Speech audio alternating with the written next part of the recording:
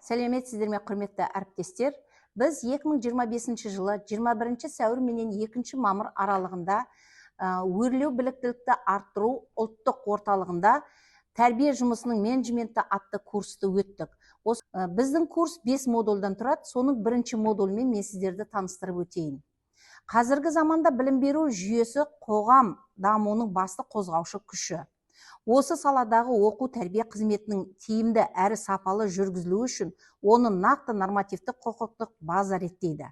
Бұл құжаттар білім беру мекемелерінің қызметін жүйеге келтіріп, оқушылардың, педагогтардың және басқа да қатысушылардың құқықтары мен міндеттерін айқындайды.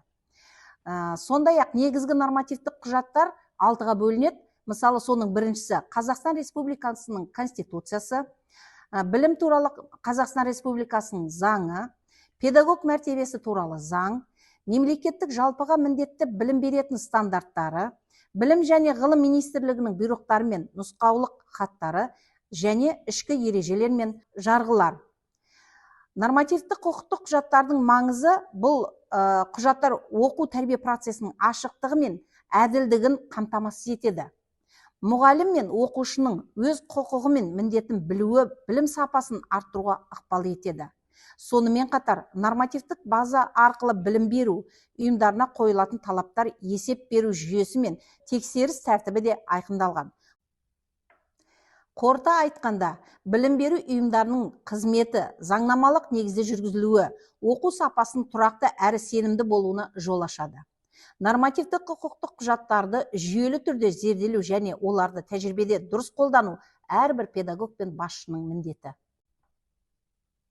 Екінші модуль бойынша тәрбие және психологиялық педагогикалық жұмыстардың аспектілері, яғни Қазақстан Республикасының білім туралы заңында 5 бап 31 тармақ 2022 жылы 12 қаңтар 6 бұйрық негізінде тәрбие саласы бойынша 5 аспектіден қамтиды. Бұл бала тұлғасының жан-жақты дамуын қамтамасыз етуге бағытталған кешенді іс-шаралар мен ықпалдарының жүйесі. Бұл жұмыс бірнеше аспектілерден тұрады.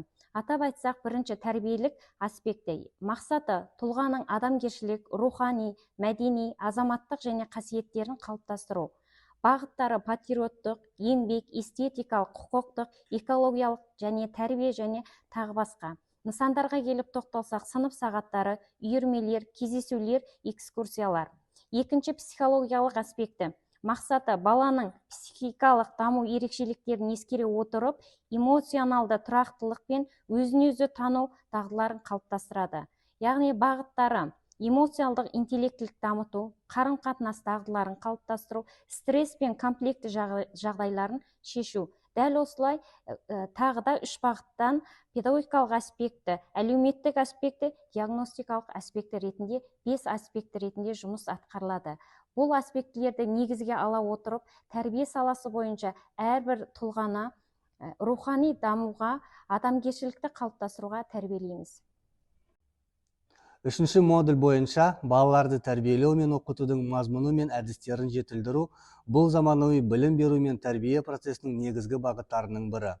Бұл салада жүргізілетін жаңартулар мен жетілдірулер баланың жан-жақты дамуына, білім сапасының артуына және тұлғалық қалыптасуына әсер етеді.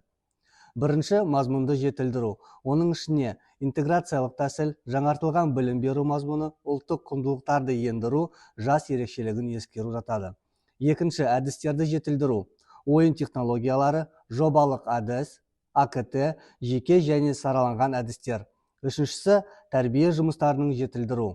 Отбасы мен балабақша арасындағы серіктестік, эмоционалдық интеллекті дамыту, экологиялық еңбек және патриоттық тәрбие болып табылады. Келесі модуль оқу процесіндегі цифрлық технологияларды пайдалану. Қазіргі заманғы білім берудің басты бағыттарының бірі бұл тәсіл оқушылардың білімге деген қызығушылығын арттырып, олардың шығармашылық, логикалық ойлау, цифрлық сауаттылық қабілеттерін дамытуға көптеген мүмкіндік береді. Цифрлық технологияларды қолданудың маңыздылығы сабақтың тиімділігін арттырады, оқушылардың ынтасын арттырады, жекелеген жұмыстарды істеуде мүмкіндік береді, уақытты үнемдейді, қашықтан оқыту мүмкіндіктерін береді. Яғни қашықтан оқыту бағдарламалары Zoom, Google Meet, Білімленд болатын болса, ал оқушылардың ынтасын арттыратын көптеген қызығушылық артқан бізде бағдарламалар бар. Олар Kahoot, Quiz, Virtual Learning App секілді. Бұл тәрбие жұмысында цифрлық технологияның пайдасы өте зор. Заманауи педагог болу үшін цифрлық технологияны игеру әрбір маманның өз ісі. Тәрбие жұмысында постерлер жасау, бейнероликтер түсіру, әртүрлі тақырыптармен жұмыс істеу үшін цифрлық технологияны игеру міндетті.